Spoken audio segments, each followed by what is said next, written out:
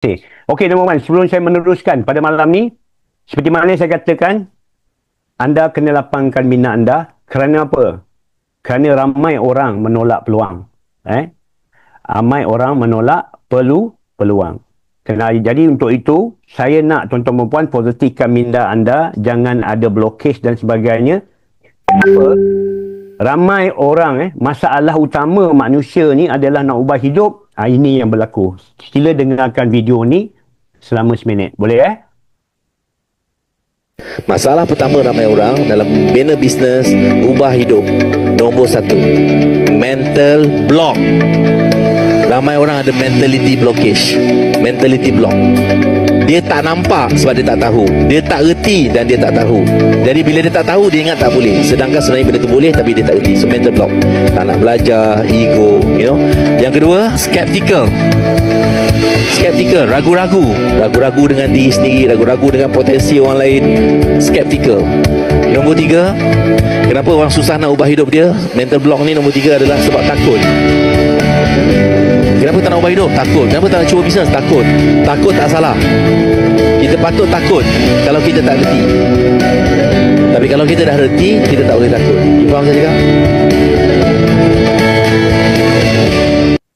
Okey, terima kasih banyak kerana meminjamkan masa anda untuk video yang cukup pendek. Jadi dah faham Jadi apa yang saya nak kepada tuan-tuan dan puan yang hadir pada malam ni, yang pertama kali hadir, yang dah join pun pertama kali hadir, yang dah join tapi belum lagi bermula. Terima kasih juga pada anda yang hadir pada malam ni. Kerana ini adalah majlis ilmu. Okey. Dalam majlis ilmu ni, malaikat-malaikat akan mencatatkan segala kebaikan anda, segala pahala anda pada malam ni. InsyaAllah saya doakan semoga tuan-tuan dan perempuan semua diberikan kemudahan rezeki, kemudahan fikiran, capai ke segala impian tuan-tuan dan perempuan apabila faham dan nak bermula nanti, insyaAllah. Okey? Kita ada dua lagi speaker yang hebat pada malam ni. Jadi sebelum tu saya teruskan sebentar. Masalah sebentar, saya tukar slide sekejap. Okey. Tuan dan perempuan, Tuhan tidak akan mengubah nasib satu kaum tu kalau kaum tu tidak mau mengubah nasibnya. Setuju ke setuju? Bila dia kata kaum tu, adakah dia kata orang Melayu je? Adakah dia kata orang Cina je?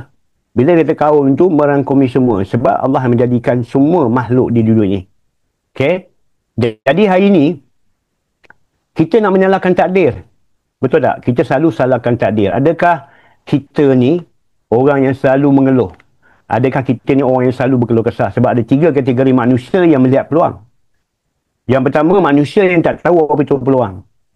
Manusia golongan ni, mereka akan berkeluh kesah, menyalahkan takdir. Memang nasib akulah nak miskin dan sebagainya. Ini yang berlaku, tuan-tuan. Okey? Jadi apa yang mereka bersalahkan? Nasib kita di bumi sendiri ni. Khasnya kita di Malaysia ni, ramai yang saya tengok. Tiada kesedaran di antara kemiskinan dan kekayaan. Adakah kita dilahirkan memang untuk miskin? Tidak. Golongan kedua adalah golongan manusia yang tak berani merebut peluang. Dia tahu peluang itu penting. Tapi disebabkan rasa rendah diri, tidak ada pendedahan. Bolehlah Tuan Razak handsome, saya tak handsome. Jadi sebab tu dia boleh berjaya. Jadi atas sebab tu, kalau dia beri peluang kepada golongan begini, adakah mereka akan merebutnya? Mereka akan menolak bulat-bulat, tuan-tuan. Dan pasti golongan ini takkan boleh berjaya. Kategori ketiga adalah manusia yang berani merebut peluang. Dia sanggup belajar, dia sanggup dibimbing, dan dia sanggup ditunjuk ajar. Dan insyaAllah, golongan ini pastinya dia akan merebut peluang ini dan akan buat bersungguh-sungguh untuk memastikan kehidupan dia akan berjaya. Siapa tuan-tuan dan perempuan golongan ketiga ini?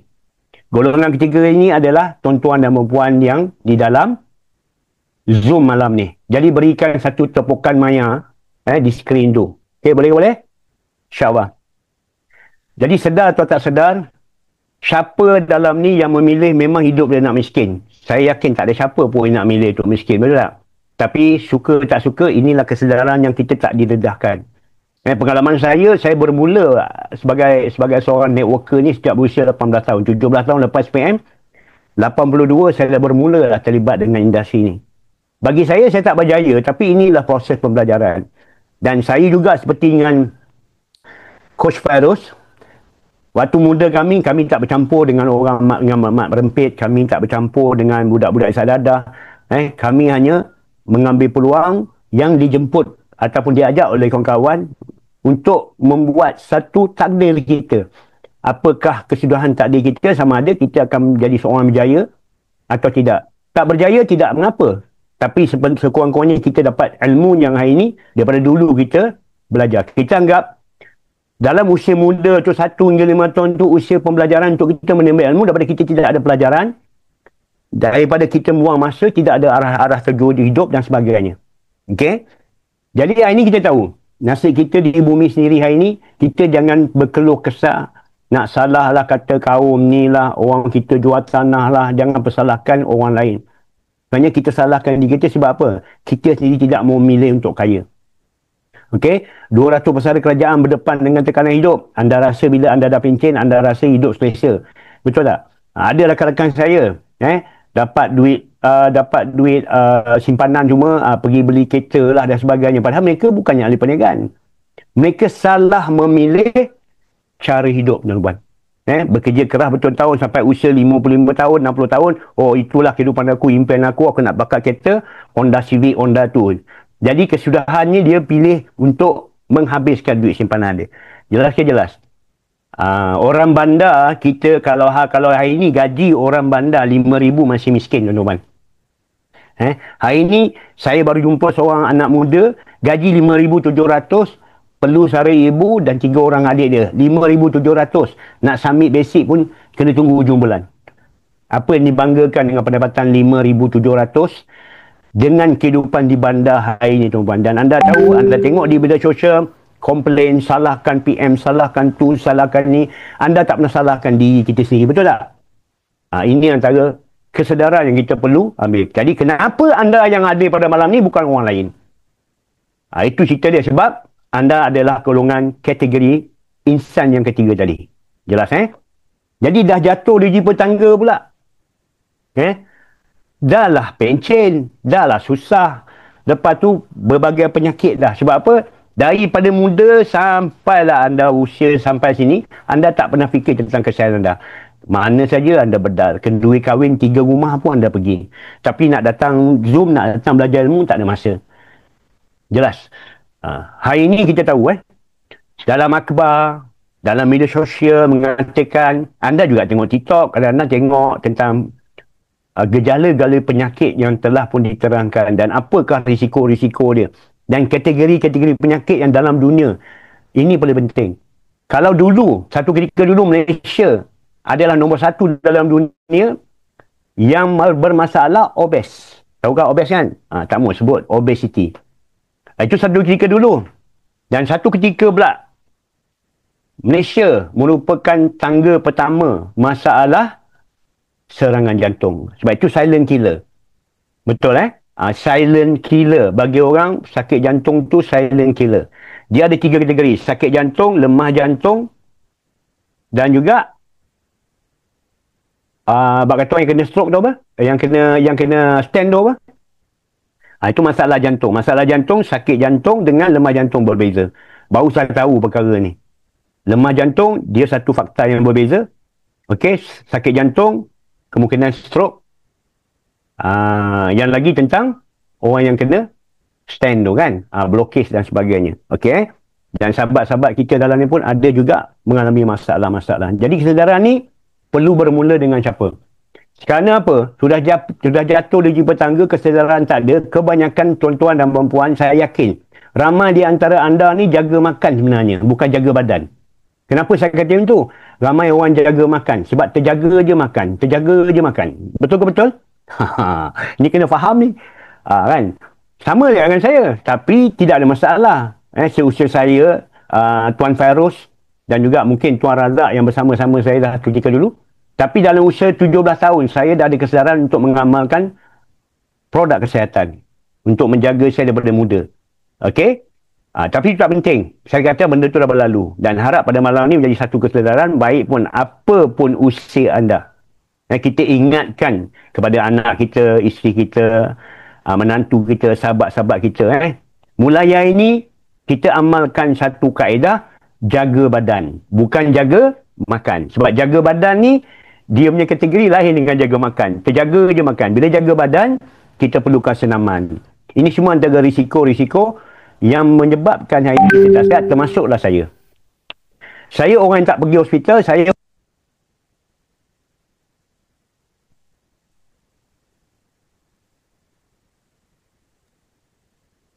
Tak dengar suara bang? dengar? Tak tahu? Okey. Minta maaf, terlanggar. Jadi ramai orang tak ada kesedaran sebab apa? Memang dalam fakta pun mengatakan, okey, orang kita ni bab kesihatan ni memang takut nak berbelanja. Tapi mereka sanggup berbelanja selepas kena penyakit. Cuba anda fikir balik. Amalan yang anda amalkan daripada muda, kalau anda mengamalkan produk-produk kesihatan, jaga usus, jaga jantung, jaga saraf, okey? Tapinya anda lebih memilih, kenapa? Sebab zaman sekarang ada insurans. Oh, boleh cover. Anda beli insurans sebenarnya untuk apa? Untuk buat persiapan kalau anda sakit. Setuju ke setuju? Betul kan? Sebab apa anda buat persediaan tu? Sebab anda sedar bil hospital kalau anda terkena penyakit-penyakit yang berisiko tinggi, anda tak mampu nak bayar. Anda akan menyusahkan anak-anak isteri anda, menantu anda. Mereka nak kena jaga anda di hospital. Apalah kalanya kalau anda tiba-tiba kena stroke, tak boleh jalan, tak boleh bangun, tuan-tuan. Akan menyusahkan keluarga anda. Tapi kalau kita ni tidak ada kesedaran, siapa lagi nak menyedarkan tuan-tuan dan puan-puan? Jadi hari ini tuan-puan perlu faham. 1 daripada 5 orang dewasa mengidap kencing manis. Dan saya ni yang tak pernah pergi check up dan yakin untuk menjaga kesihatan saya, kadang-kadang saya alpa. Bila 2015 saya tidak terlibat dengan syarikat produk, saya buatlah satu plan investment dan sebagainya ikut kawan-kawan. Maka kesedaran daripada 2015 tu sehinggalah 2025, nampak tak penyakit tu datang tiba-tiba menyerang saya. Kita tak tahu tuan-puan. Jadi bila saya ada kesedaran balik, iyalah selamanya aku tak pernah terfikir nak ambil produk kesihatan. Aku cuma pilih kalau kawan-kawan datang, aku reject. Tak apalah, kau jaga badan. Sebab apa? Kita satu hari ini makan 3-4 kali tuan-puan. Tak cukup lagi kan. Kedai mamak kan lepak lagi. Kedai mamak kan makan roti canai, padahal mak baru makan dengan rumah lepas isyak tadi, betul tak? Kita ni suka makan malam. Lepas tu ada bola, makan lagi. Bila kena penyakit, salahkan mamak. Betul? Bila tidur salah bantal, salahkan bantal. Anda semua tak salah. Setuju ke setuju? Okey? Jadi tuan-tuan, dengan itu, hakikatnya persediaan dan kesediaan anda. Okey? Bila tak jaga kesihatan, ni semua fakta-fakta yang akan menimbulkan anda. Saya ada seorang anak buah saya yang juga orang yang berjaya. Berusia 28 tahun, memang mewah kewangan, makan sana sini, dan tiba-tiba tidur. Bila tidur, dia bangun, terus dia drop, dia jatuh. Dia jatuh. Sebab apa tuan-tuan? Dia mengalami diabetic coma. Diabetic coma ni adalah salah satu daripada asas-asas kolesterol yang terlalu tinggi, tekanan darah yang paling tinggi dan sebagainya. Skin saya hilang sekejap.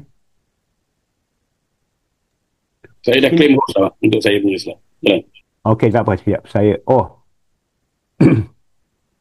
Okey, jadi tuan-tuan, terus abang nak share balik satu slide lagi. Sekejap. Okey.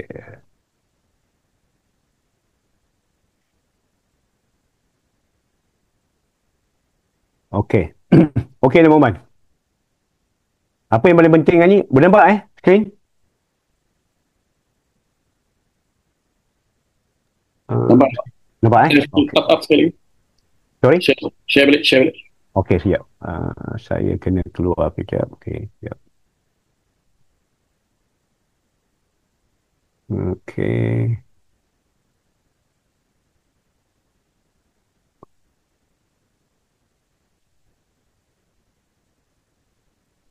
Sekejap.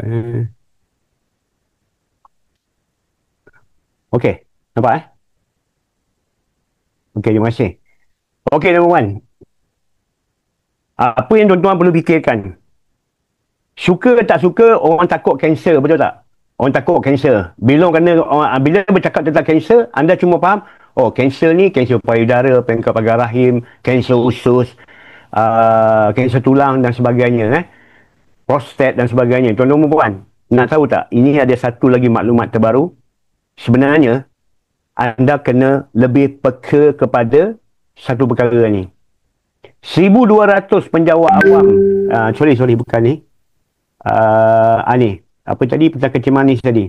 Okey, 1 daripada 5 orang dewasa mengidap kencing manis. Jadi kalau kita kat dalam ni ada 40 orang, 50 orang. So, setiap 5 ada seorang kena kencing manis, termasuk saya, termasuk anda dan sebagainya. Tuan-tuan dan puan, kencing manis ni sebenarnya adalah satu simptom kanser. Jangan main jangan anggap remeh.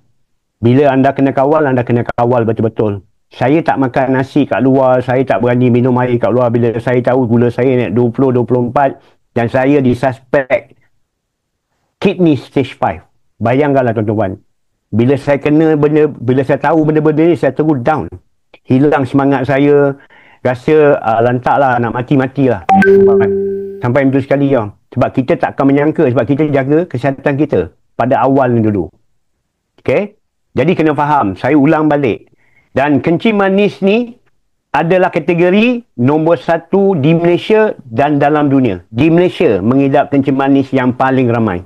Jadi berhati-hatilah bila anda anda makan. Jadi saya kata, jangan amalkan tabiat jaga makan.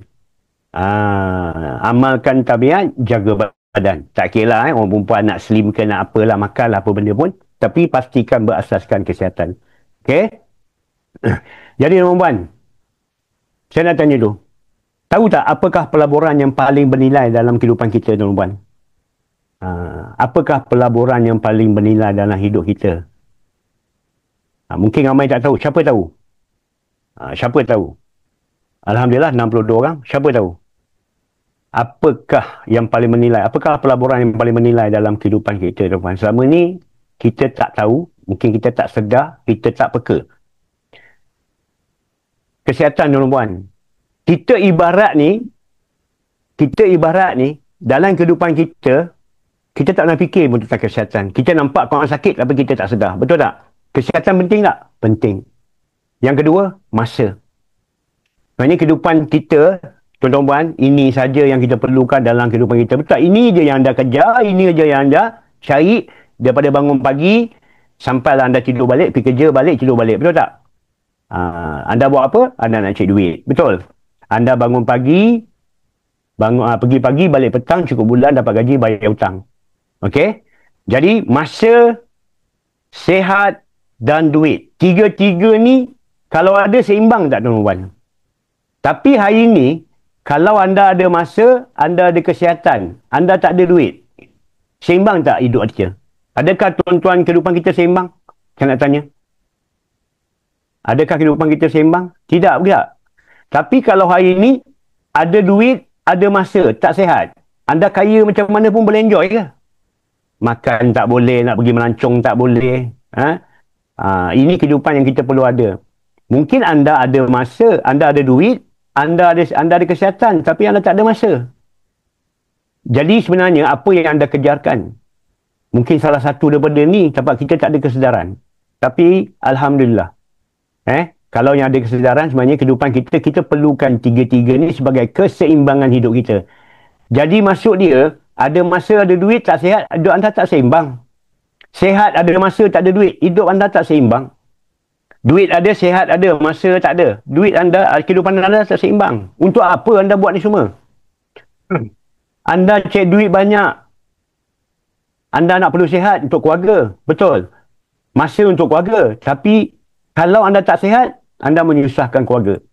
Yang kedua, untuk kerjaya. Hari ni kau tak sihat, anda boleh teruskan kerjaya anda.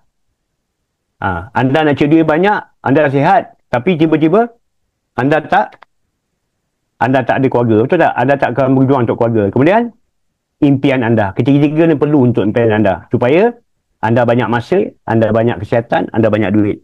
Sebab ini 3 manfaat yang anda perlu fikirkan. Okey? Manfaat dia. Apa manfaat dia? Kesihatan.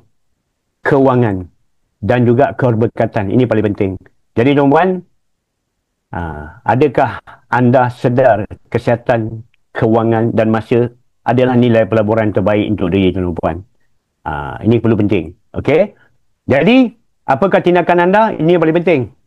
Okey, apa yang paling penting? Tindakan anda dah cuba macam-macam perniagaan tapi masih lagi tak jumpa yang sesuai. Jangan risau tuan. Kali ini kita akan jadikan satu ikhtiar terbaik untuk anda atasi masalah kewangan anda. Okey, insya-Allah. Jadi sama kita teruskan.